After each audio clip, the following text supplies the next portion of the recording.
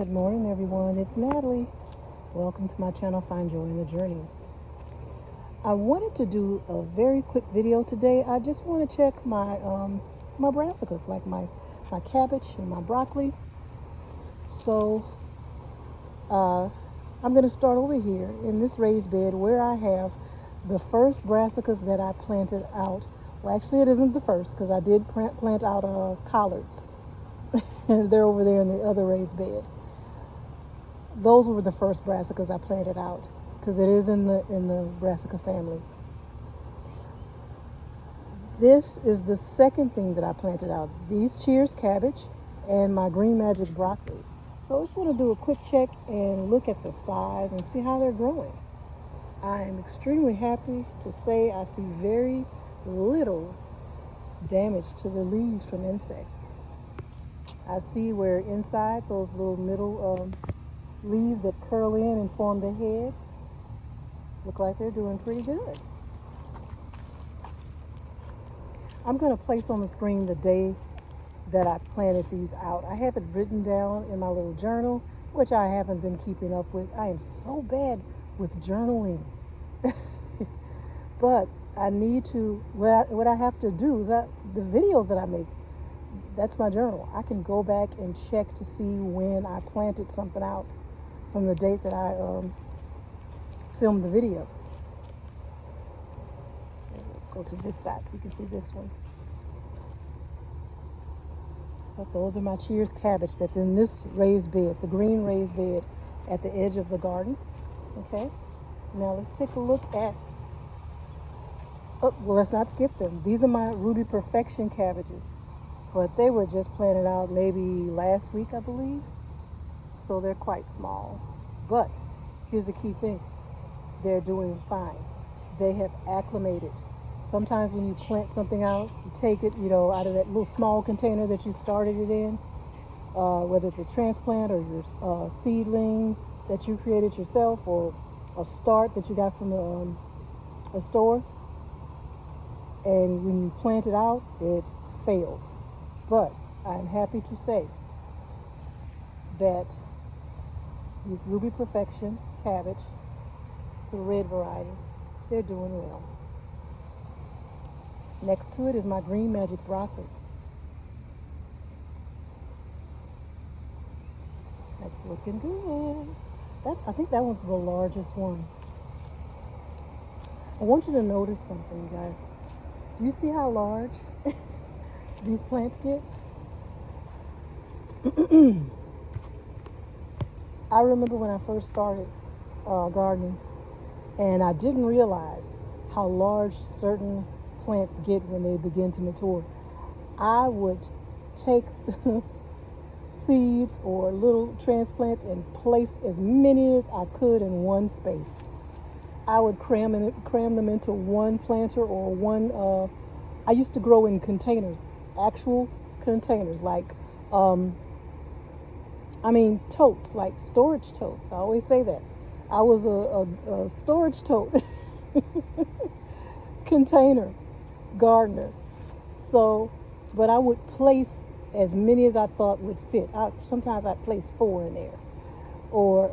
But they need room to grow. And they turned out okay. Don't get me wrong. But the roots need room to expand. The plant itself needs room to grow. So I learned to space them. The more you space them, the larger they get. Okay, so just keep that in mind. So I literally measured them out. You don't have to do that, just space them apart. But I measured them out because I was following this growing guide that I'm using. It's a Louisiana home garden book that actually was published by LSU, the Agriculture Center. So I've been kind of using that book as a guide. I see some insect damage on one of the leaves. Let me take a look at the back of it. When you see holes in your leaves, go ahead and flip that bad boy over and see what's going on. Now I'm going to tell you what. With this, I feel, because I don't see anything. What happened is, that's just an old leaf. I may have seen the holes, and I sprayed it with some type of pesticide, whether it's some type of organic, insect repellent or neem max, something like that. So there's holes on the leaves, which is fine, but there is no actual insects like on the back, like cabbage worms or something like that. Those little caterpillars that'll eat away at your leaves. I don't see that. So I think we're okay. What I was saying is that I've been using that LSU book to kind of guide me in planting. Since I'm the zone that I'm growing in, it's 9A. I'm in Southeast Louisiana, West Baton Rouge area. I'm in the West Baton Rouge area, West Baton Rouge Parish. So I kind of want to follow the Louisiana gardener's guides, and what I plant out, when I plant it out, and how to care for it. So that's what I've been doing. So I think it's going to be coming close to the time that I treat these plants for the last time, I actually think, with the borax spray. That foliar spray that I was talking about. But you know what? I actually found that there is boron. That's what I use the borax spray for the micronutrient. I'm tongue-tied. Micronutrient, boron.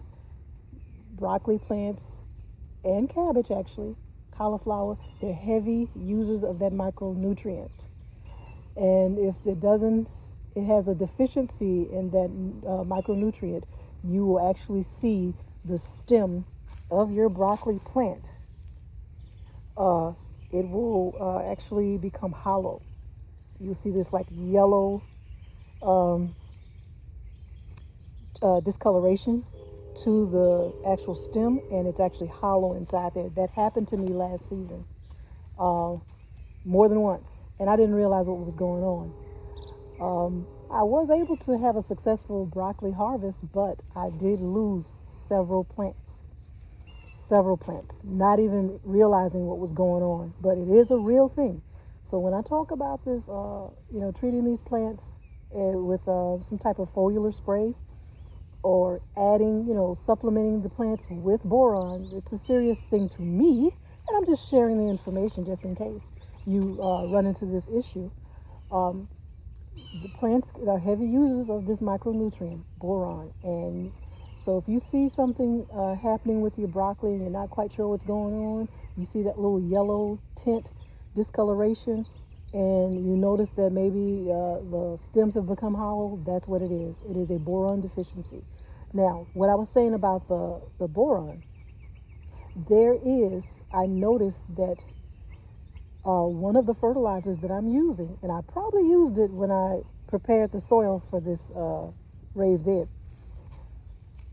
one of those fertilizers, slow release fertilizers, has boron in it. But think about it. I've been watering and watering this bed, and some of those micronutrients get washed out when you're continuously watering, especially because I planted these when it was still quite warm. So I made sure that the soil was always saturated and evenly moist. So, and I literally would see the water just, flowing out of the raised bed, and all those nutrients that was in the soil was getting washed out, right? So, when you have to, all the nutrients that these plants are getting is what I provided. Only this is not ingrown. This is in ground. I'm sorry. This is a container. This is a raised bed. That's what kind of gardening I'm doing. So I'm providing the nutrients. It's not getting the nutrients from the ground, the soil that's in ground. It's getting everything, its nutrients, from what I'm giving it. So when you're watering and watering continuously, some of those nutrients can get washed away, plain and simple. So you need to fertilize every so often with a water-soluble fertilizer. I've been using one from Pennington, and that particular brand, to get to my point, that particular brand has boron in it. If you look at the ingredients in your fertilizers that you use, and you can see what's in there. And Pennington and Fertilume are two brands that I actually see boron in the list of ingredients. Just a little FYI. Pennington and Fertilume. I've actually seen boron in the list of ingredients. And if you're growing your broccoli, your cabbage, your cauliflower, these things, and I'll put another list on the screen of plants that are heavy users of boron. These plants may need to be supplemented with some type of foliar spray that has, well, I say foliar spray because that's what I've been using. I've been using the borax, and I've been spraying the leaves. And you only have to do it 3 times. Okay? When it's at certain stages. And right now, what you see here, this is exactly the stage where the stage of growth is what I'm referring to, where you need to go ahead and spray your leaves to supplement the plant with boron. Okay? So I just wanted you to see, I've stayed in this area so long, huh, guys? Look, let's move on. Now, look, I just got to show you my mustards. I harvested again from these just the other day. I'm going to cook them today. If I think I can set up the camera and show you how I cook my mustards, I'll do so. Okay, but I harvested from this bed just the other day. I had footage of it, and I was going to post it, but the footage turned out so bad. My birds were obnoxious. My AC kept coming on. My son was in the background. He was so loud. It was just a hot mess, so I decided not to post it. But I will show you. I didn't show you me harvesting the mustard. You've seen me harvest my mustards before. But I will show you me cooking the mustards. How about that? Now, this raised bed has not harvested from this bed yet. Okay? These are Florida broadleaf mustards. But look how good they look, and no insect damage. I'm so pleased with that. I have had a tough time with my mustards not growing them. I can grow them pretty well, but the beetles and the insects, those caterpillars, they love mustards just like I do. They love mustards just as much as we do, so they will have a field day. But so far, so good. Okay, fingers crossed. All right, let's move over to the other raised bed so we can see the other brassicas I have over there. All right, you guys. Now, I do see more insect activity over here, a little bit more than over in the other raised bed. But this may be old damage. I actually think it is. Down there where my Cheers cabbage are, I'm only growing the Cheers variety and Old Ruby Perfection, but that's a red cabbage. So right now, I mean, there's so many different varieties of cabbage. I went with Cheers. I've had success with Cheers before. Matter of fact, I want to say that's the first cabbage I grew about, 2 years ago when I first started gardening. I started with Cheers cabbage. So that's what I kind of stuck with. Okay, so they look pretty good. Inner leaves curling in like they should, so that's going to form that head. They are spaced apart, even though you can't see how big the leaves get. They were measured. I measured it. It had to be like 13, 14 inches apart. Okay. I'm going to look at the back of the leaves real quick. Let's take a look real quick. Make sure. I don't see anything. No, nothing's going on. So that might be maybe old damage. Over here is more green. No, this is Destiny broccoli. Let's go around to the other side. Okay. The dew is on the grass, so my feet are getting wet. Okay, I hate that. I think I said that before. I hate when my feet get wet, especially when I'm wearing sandals. But the grass is all dewy. Okay, this is Destiny broccoli. So it's a different variety from the broccoli I'm growing over there. But this variety also, with Green Magic, I always recommend Green Magic if you want to grow broccoli. Green Magic will give you this nice big main crown. because that's what the broccoli plants consist of. It is those nice, a big nice main crown, and then after you harvest that main crown, it kind of triggers the plant to start producing what they call side shoots, and that's when you get those smaller little broccoli florets, right? So Destiny is the same way as Green Magic. You get that nice crown, and then you start getting a lot of different little side shoots afterwards that you can harvest.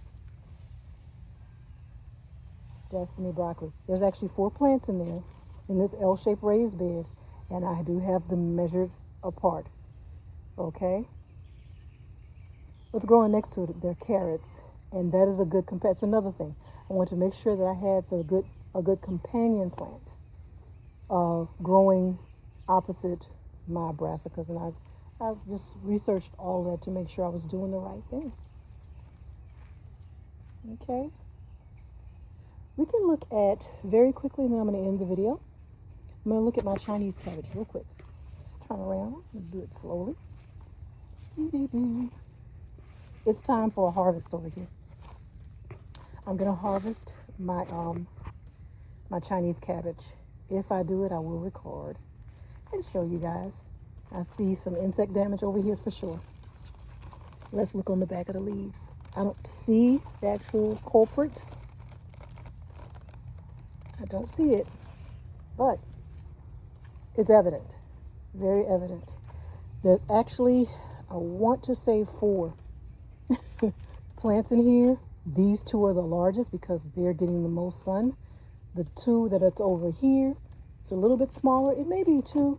I don't know why I feel like there's 4, like there's a 4th one in there somewhere, but it's super, super small. Because that huge, if you see my squash plant, let me back up so you can see it. It's obnoxious, look at that. It's beautiful though, but it is just literally taking over that is a yellow straight neck squash plant. It's gorgeous. I just like looking at the leaves. And I know I can trim these leaves, but look how pretty. So silly. And there's squash growing. Let's take a look. There we go. There's the squash. Oh, bugs. Those same bugs that I deal with on my tomatoes and those, what do you call it? The leaf-footed bug. They're over here. And also, see what I tell you about, that's why I need to trim the leaves. Because when it's all clustered like this, and the dampness and closed in, no airflow, you get diseases of the leaves because of, lack of airflow. And also, them little critters in there just having a field day. They're all blanketed in these leaves, and they love the dampness, and they're hidden in there just having a ball. So, yeah, I'm going to hit this with some either. I think I'm going to go with, I could do Neem Max, but I also have my Maggie's Farm, and I know I've shown that before. My Maggie's Farm, I can spray it with that too. But yeah, I need to spray it with either one. It could be I think I'll go with the Neem Max, because the Neem Max is just kind of covers everything. It's a miticide. So it covers mites. It's an insecticide. Nematicide, and what's the other one? I'll put it on the screen. Okay. So, fungicide, that's it. Fungicide, miticide, insecticide, and a nematicide, like for your nematodes. Okay. All right, guys. Whew. I have given you a tour. I didn't mean to make a long video. I just wanted to give you an update on my brassicas, you guys. And these are my collards. Just let you take a look at the collards. It's time for another harvest, which I will do. So when I come out to get the Chinese cabbage, that's when I will harvest my collards also. And I'm going to try to cook those mustards today. And if I do it, I will do a video of that, of me cooking cleaning and cooking my mustards. But I just wanted to share my my little morning inspection and give you an update on my broccoli and my cabbage and all of that.